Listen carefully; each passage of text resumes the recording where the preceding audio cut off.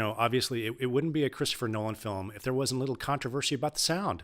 Um, Did we make it too loud? I'm always tickled by these conversations about the questions about the dialogue intelligibility for Bane, or in Interstellar, or questions about the noise level in Dunkirk. But what I wanted to kind of open up to you guys in terms of a question is, it feels like Chris Nolan as a storyteller is just using sound in a fundamentally different way than most filmmakers are. So can you talk about a little bit about that, and maybe why that manifests in some differences in the track than maybe the audience is used to hearing? Yeah, I would say that, Chris is, if you go to the opera, you do not understand every single word of that operatic singing.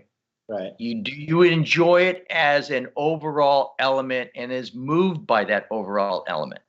Yes, you are.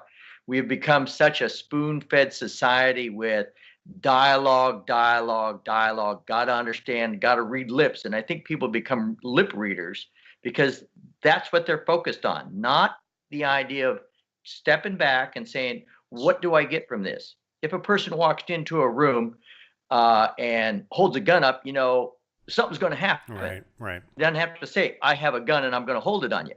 Story is told by the picture. So Chris's ways is, I think it's more of a art form of saying, let the audience kind of decide and make up their mind with a scene. Right. Because Chris has said over and over and over, because there's a lot of times that we don't understand certain things of why we're doing certain things.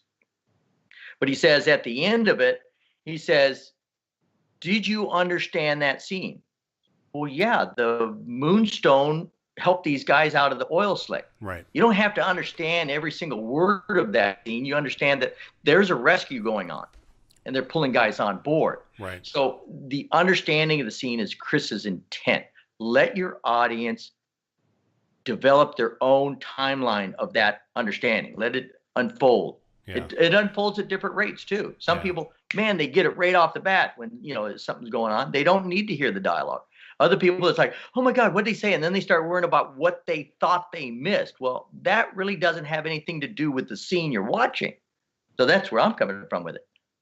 It's funny because with Interstellar, which had the big controversy about the music kind of overriding the dialogue, when I saw it, the first time I saw it, I thought it didn't bother me. I'm like, I understood the movie. I knew what was happening.